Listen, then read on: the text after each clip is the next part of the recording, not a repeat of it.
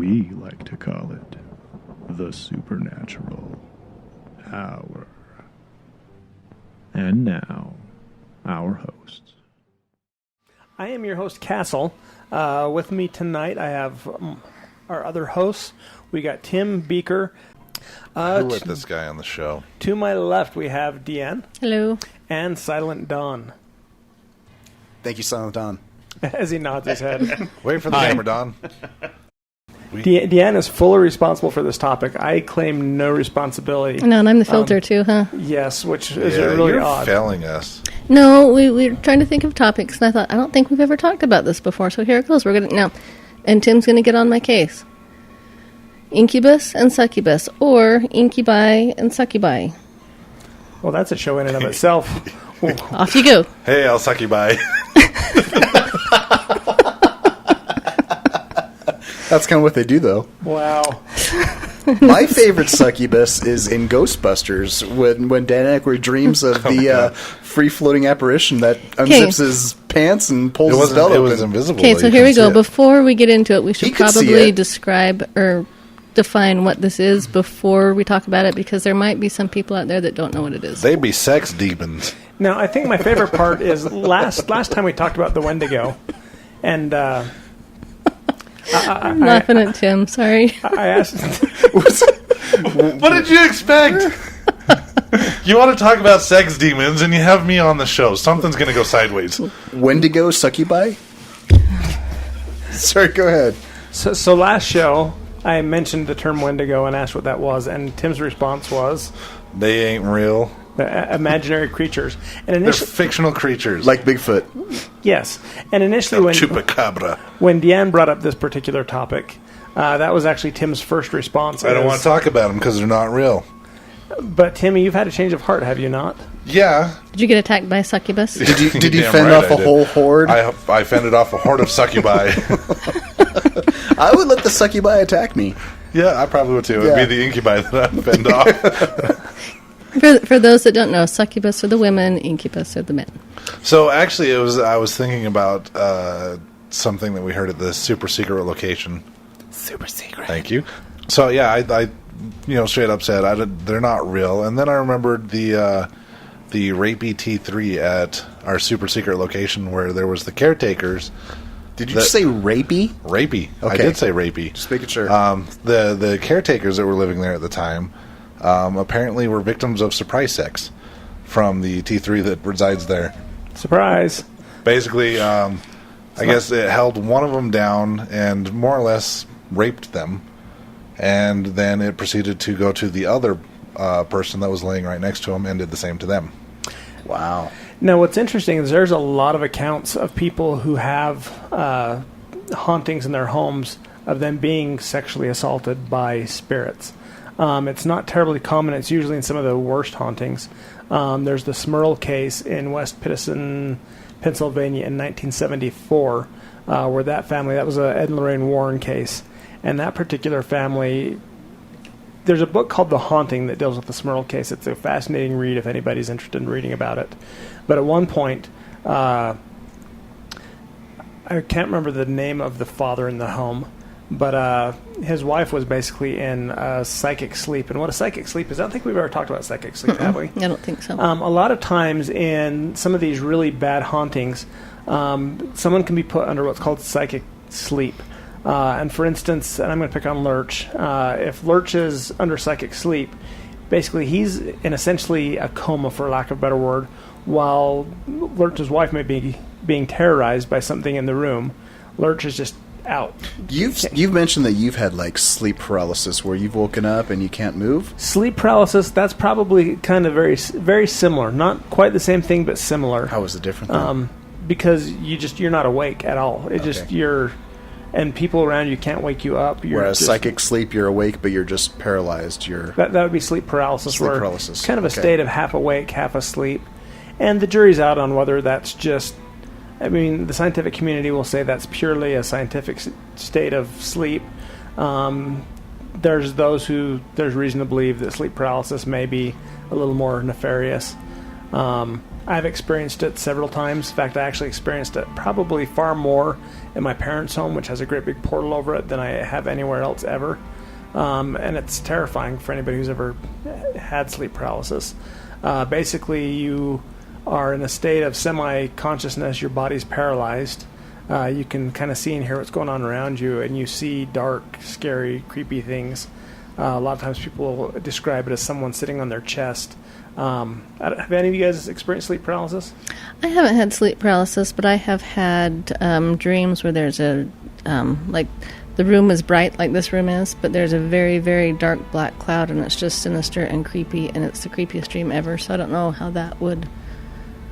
I want to know if you're molested by a incubus, is that like how Rosemary's Baby was conceived? Okay, now here's some stuff. I'm gonna interrupt it right here because I've been waiting for a time to talk about this. Do they like ejaculate ectoplasm or something? Well, let me back up. I did do research on this, and I'm actually kind of excited to talk about this. Let's talk about ghost cum. Tim and I are going to have to arm wrestle over airspace here. Let me back up, though. Let me finish back. No, our topic's more interesting. Well, here we go. We're still talking about it. So the Smurl case, basically, I think her name was Janet, if I recall. But Janet was under psychic sleep, so she was asleep, and her husband basically got, for lack of a better term, raped by the entity in the home. Just completely, fully violated. And if you think about it, sexual assault, even a real sexual assault, like what Tim does to Lurch on a regular basis, that's... You don't know about these assault. things. It's not assault if you're willing. I guess if there's consent involved, it's not assault. That's right. But no, if We're anyone's two ever... consenting adults. If anyone's ever known anybody who's been a victim of a sexual assault, and that's what I used to do for a living, is interview these victims, that's a very traumatic, terrorizing thing. And to be honest with you, it destroys lives because it really screws up your psyche to get violated in such a manner. And I can't think of a worse way for someone to be violated than that right there. And so it easily would be a great tool for, say, a powerful Type 3 to use to terrorize somebody. I mean, you can turn off so many lights, turn on so many showers, slam so many doors, but to actually feel like your personal safety's in jeopardy, and you can be molested, raped, etc. at the drop of a hat. Getting a size 9 poop shoot. By something you can't see, that has got to be about as traumatic as it gets. So, Tim, yours is probably going to be a little bit longer. Let me just throw mine in here really quick. That's what she said. Whoa. Oh, jeez.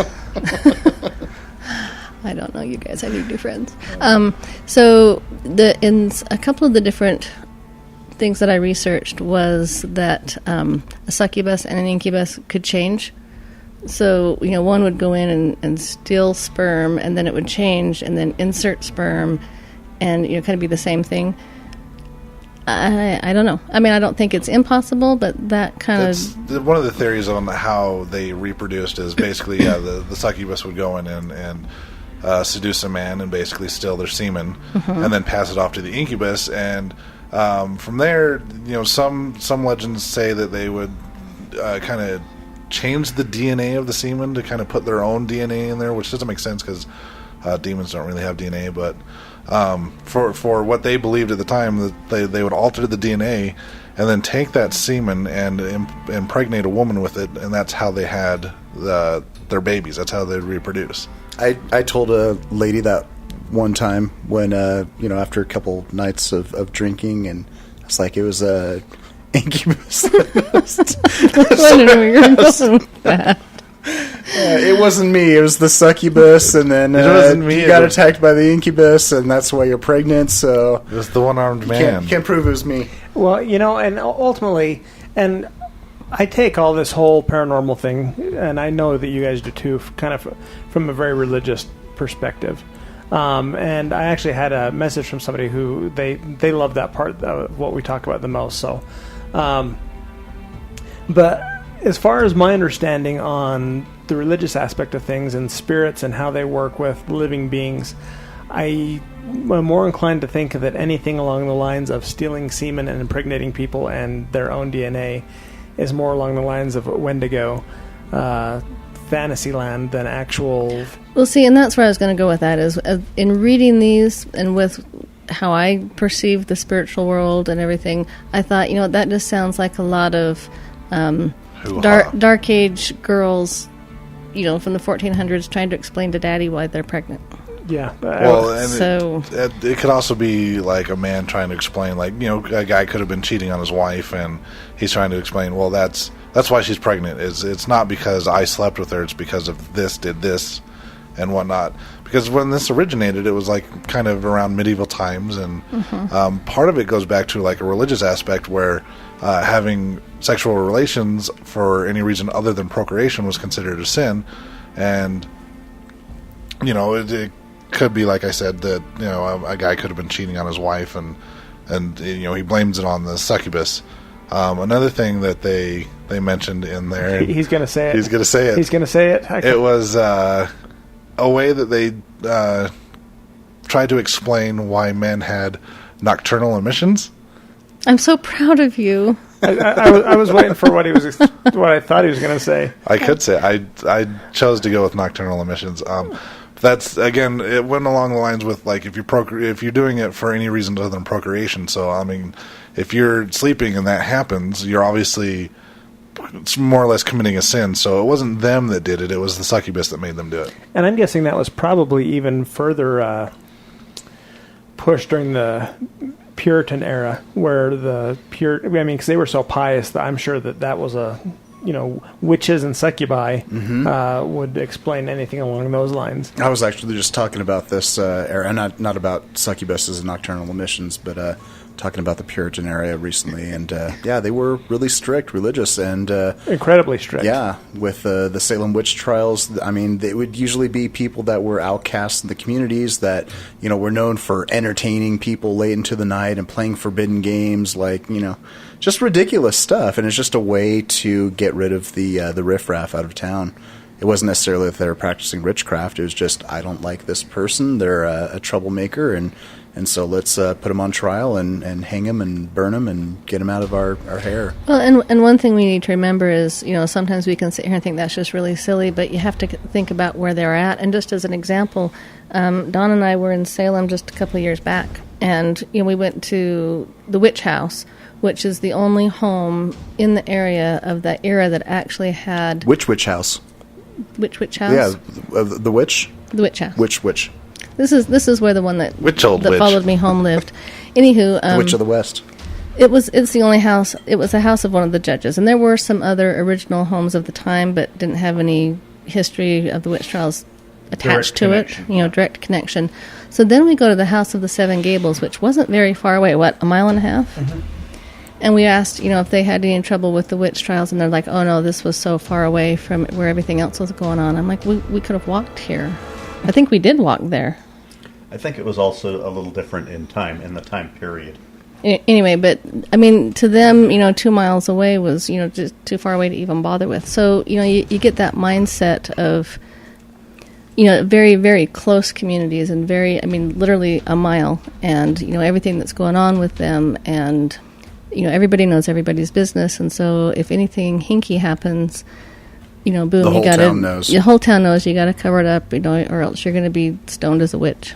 Well, and it's such a superstitious area that, if somebody knocks somebody up who they shouldn't, it certainly is something that people would jump towards if you start throwing things out there. It was the succubus who knocked up that cute girl down the street. I can imagine that it would be possible if you can be, like, touched or poked or scratched or kicked by a demon, then it would be possible for them to violate you. But I don't see any, like, DNA being transmitted or yeah, I think that's just ridiculous. Now, for something like that, though, I would venture to say that not any Type 3 spirit is going to be able to do that. I think you're looking at some of the higher echelon Type 3 spirits, some of the more powerful Type 3 spirits being able to do that. Probably the ones that have names. And it's interesting if you think about it, and I'm going to kind of wander over the religious line here for just a minute, but God is a creator. God creates. And mankind, you, me, everybody else, we have been given the power to create here on Earth. I have children. Tim doesn't have children. That he knows of. For example. I have children. But humans can create just like God can, and a Type 3 can't create. And so what better power for them to try and abuse or be focused on than disrupting that creative power. Right. To me, it's a mockery. Exactly. And so it's kind of interesting that that's kind of the focus. Now, I know we talk about family tree a lot, and people are going to be like rolling their eyes, oh, no, family tree. But Brandy, or Peaches, has told us on numerous occasions that Lucy, there in the basement, is obsessed with sex.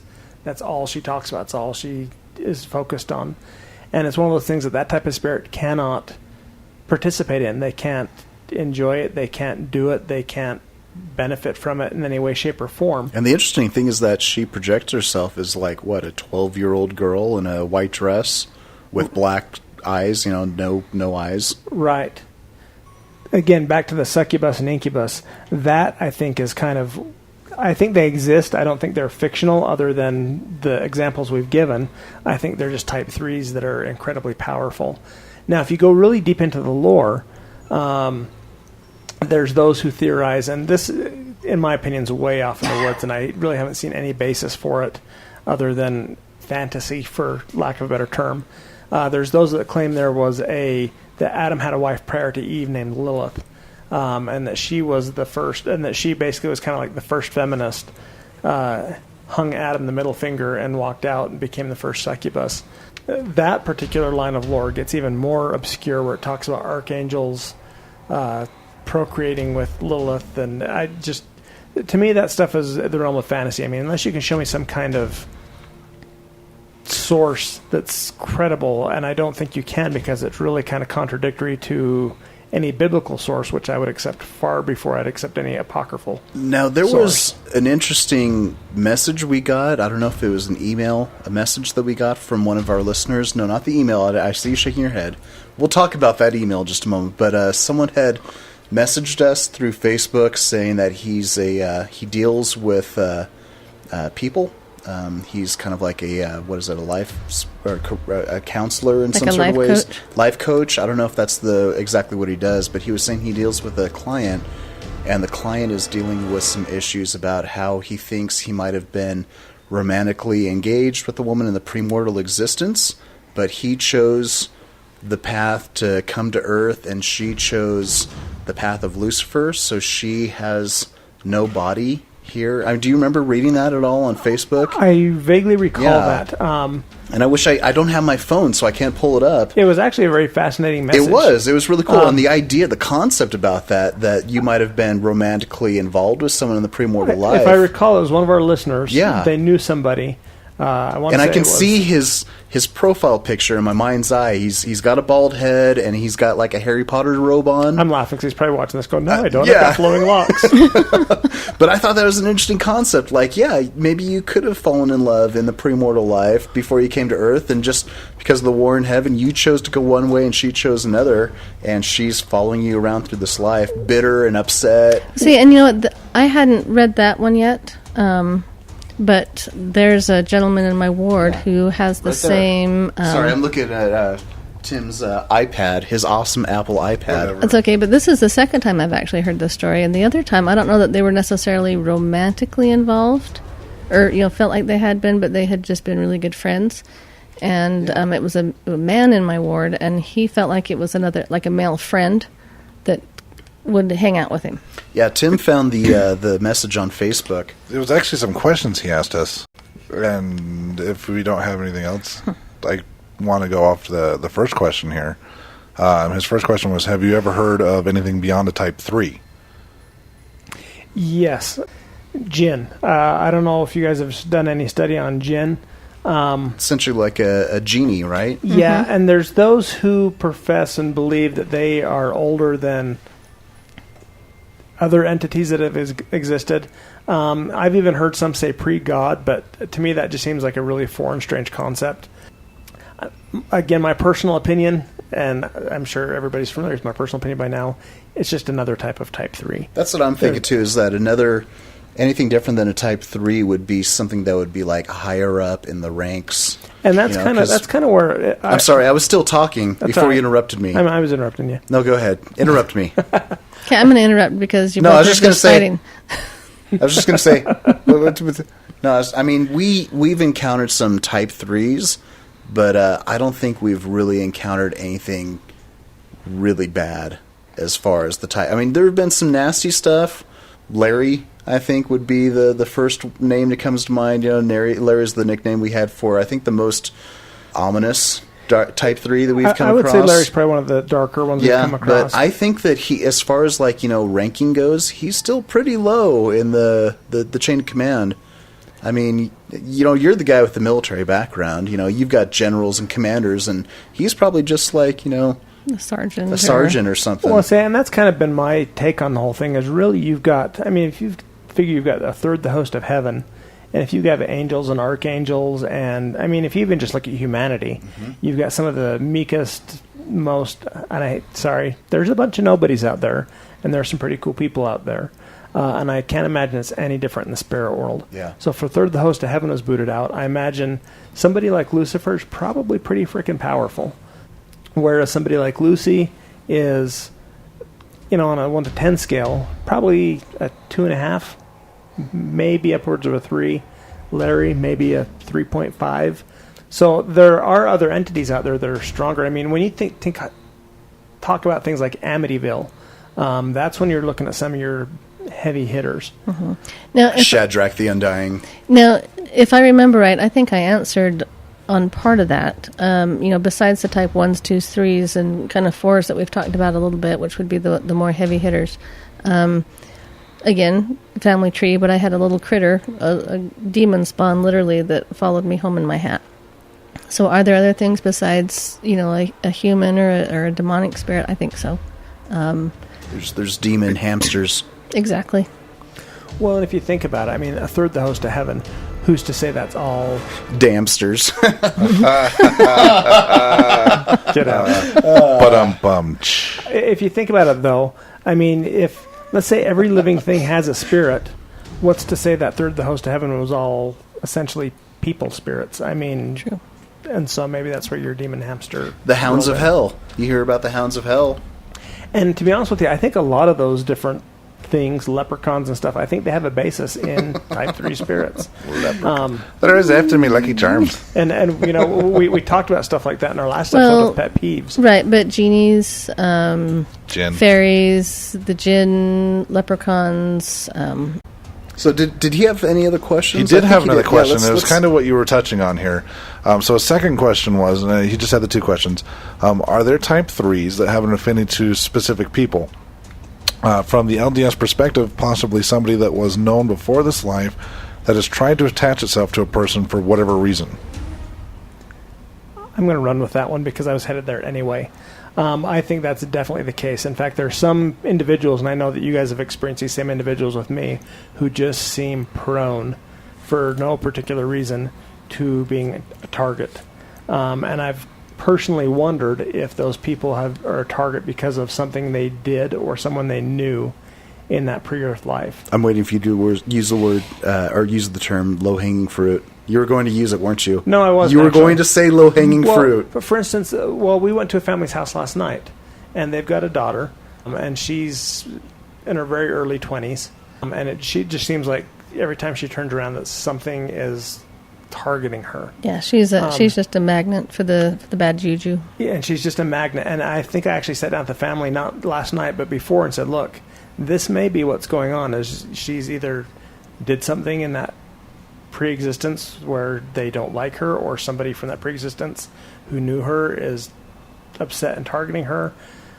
I don't know, but it would seem like a likely explanation given that there's nothing else going on in her life that would explain why she would have all these issues. Since we're talking about premortal existence, I've heard that, and you know, of course, this is just grounded in the LDS faith, but I'd heard that people that have Down syndrome were possibly born that way because they helped usher the third of the host of heaven out of heaven, and that they have that handicap to prevent them from being tempted in this life. I've heard that too, but not just the Down syndrome, just any, you know, the severely handicapped, and it's as a protection. You know, of course, you know, someone is going to look at that and be like, no, it's all genetics, it's all science, it's all grounded in science, but Yeah, I get that too, but this is faith based. You say, and I don't have any different. I don't have any source material for that, but I've heard basically along the same lines. And so I'd actually be curious to one of these times look up that source material. To be honest with you, if that's the case, that'd be fantastic. But really, yeah, I think it's quite possible for somebody to have had some kind of acquaintance there that's come back to, pardon my expression, haunt them here on Earth. So I'm actually kind of glad that we're talking about the pre-existence, because I asked Castle a question before we started recording, and I'm going to ask again. And you kind of answered it a little bit, but my question was, in the LDS faith, we believe that in the pre-existence there was the whole 1/3 of the host of heaven that left and followed Lucifer. We believe that in the pre-existence that we pretty much look the way we do now, like our spirits look how our bodies look. So my question is that third of the host of heaven that left and followed Lucifer, obviously at one point in time, they most likely looked like normal people. So why is it now that when we run across them here on Earth, that they don't look like people, or they have those imperfections, or they look like animals or whatever? Because I can almost guarantee those people in the pre-existence didn't look like rams or bulls or pigs or whatever. I am gonna, if it wasn't already on, I put on my theory hat, and here's my theory on that. And the most honest answer I can give up front is I don't know, but if I was to theorize, as we've experienced through investigating, Type 3 spirits seem able to manipulate their appearance to an extent. We've run across a lot of shapeshifters, using my air quotations. They never had a physical body. They don't have that point of reference. Well, I was going to say, but like Tim said, kind of the doctrine is that we looked like we do, essentially.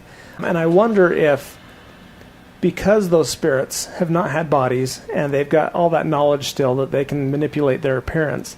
And I wonder if, as kind of an insult to God, if you will, an insult to us, they choose specifically not to look like us. They choose to look animalistic to mock us. That's kind of what I was thinking, was that they would probably, in their hatred, want to take on a darker appearance, because they're angry and they've had so much time to think about that anger and to dwell on it that they like you said, mockery to God. I think that's a good phrase. And to twist, and it's in a sense twisted their appearance both in and out. Now, doctrinally, a Type 3 spirit cannot reproduce a perfect human appearance. They can't. Usually, a Type 3 spirit that tries to appear as human is going to have some kind of flaw, be it Lucy's cavernous eyes, be it a missing hand. There's going to be some kind of flaw involved in a Type 3 spirit that is attempting to be human. Now, whether that's because they don't have that point of reference, I don't know so much as if that's not just something that has been put in place, a rule, if you will, to protect us, that we can know what we're dealing with. And that's just what I was going to say, because when we were in the pre-existence, we were all in the same estate, as it were. And then when we were able to come down to Earth, those of us that didn't follow Lucifer, I wonder if just coming to the Earth, just being this, they didn't follow the rules, so they don't get to play right, if that makes sense. See, my next question is, because you said that might be a way for us to kind of know that they're what they are. I don't know if it was in the Bible or the Book of Mormon, but wasn't there something else in place about, like, with the shaking of their hand or something like that? Yes, that scripture is actually, this is going to be an interesting episode between talking about church stuff and sex demons. I'm going to definitely put a disclaimer on this episode. Definitely a disclaimer. That is actually a section of the Doctrine and Covenants. And let me explain for those, because I know we do have listeners who are not LDS, and for them, if we're going deep into LDS doctrine, I apologize. I know this podcast is for everybody. But there's a lot of tie-ins. My favorite thing about the LDS faith, without getting too much into religion, is that it does explain a lot of the things that we encounter quite well, in fact. In fact, investigating Type 3s and spirits, it's kind of like looking at the doctrine of the LDS Church from the back door, so to speak. I was waiting for Tim to jump on that. Backdoor lovers. Okay. I could just see the look on his face. He was just like holding it in. That was from Josie and the Pussycats. So let me back up and talk just a little bit about the LDS faith without getting too far into religion. The LDS faith, they believe in the Bible just like everybody else does. New Testament, Old Testament, the exact same Bible. The LDS Church believes in that Bible. And the King James Version, to be exact. The LDS Church also has the Book of Mormon. And what they believe the Book of Mormon to be is scripture of another ancient people that was here on the American continent. And their dealings with Christ. And so they believe it's it's a companion scripture. It's not a replacement scripture. It's a companion scripture. Now, during the formation of the LDS Church in the early 1800s, the LDS Church believes in prophets. And Joseph Smith was a prophet. And basically, he recorded revelations he received. And that's what the Doctrine and Covenants is. It's a recording of those revelations that were written down. And the LDS Church also believes that those are scriptures. Now, there's a section of the Doctrine and Covenants, and I can't remember the exact section off the top of my head, but basically it's instructions on how to know if you're dealing with an angel of God or a evil spirit. And basically what the section reads is that if you encounter a being that says, hey, I'm an angel, you attempt to shake its hand. Now, if it's a resurrected being and you put your hand out to shake it, it will shake your hand and you'll feel a hand, and you can know that that's a resurrected being and an angel. Now, if you put your hand out and the angel in front of you is not a resurrected being, it's a spirit being, since it's a righteous being, it's not going to deceive you, and it won't attempt to shake your hand, because to do so would be deceptive. So it's going to look at you and go, yeah, dude, I can't shake your hand, man, and it's going to deliver its message. Now, a demonic spirit, angel of Satan, if you will, if he wants to deceive you and pretend that he's an angel of light and you attempt to shake the hand, well, obviously it's not going to be a resurrected being because it's not had a body. But since those type of spirits are deceptive by nature, they will always, every single time, attempt to shake your hand, and you won't feel anything because it's going to be a spirit hand. And that is how you can determine whether or not, if you get a messenger, heavenly messenger, it's going to be an actual heavenly messenger or a deceiving messenger pretending to be a heavenly messenger. And I wish I knew the exact section of the Doctrine and Covenants off the top of my head to point people towards. But that's kind of the key that you're talking about, Tim, there with how to discern between a good spirit and an evil spirit. And if I could just throw a little thing in here to go back just a little bit, we've talked a lot about the preexistence and the third of the hosts of heaven. If you're not LDS, most Christian religions believe in fallen angels. And it's kind of the same thing. So if you've heard of fallen angels, when we talk about the third of the hosts of heaven, essentially the same idea. Yeah, we probably really ought to, just because in a couple of episodes, we've really delved deep into church doctrine things. We may need to have an episode that is just purely... Maybe just have the missionaries on. Hey, missionaries, would you talk on our paranormal? Bring some 19-year-olds in here and scare the shit out of them. We'll just convert y'all, and then you'll be on board with us.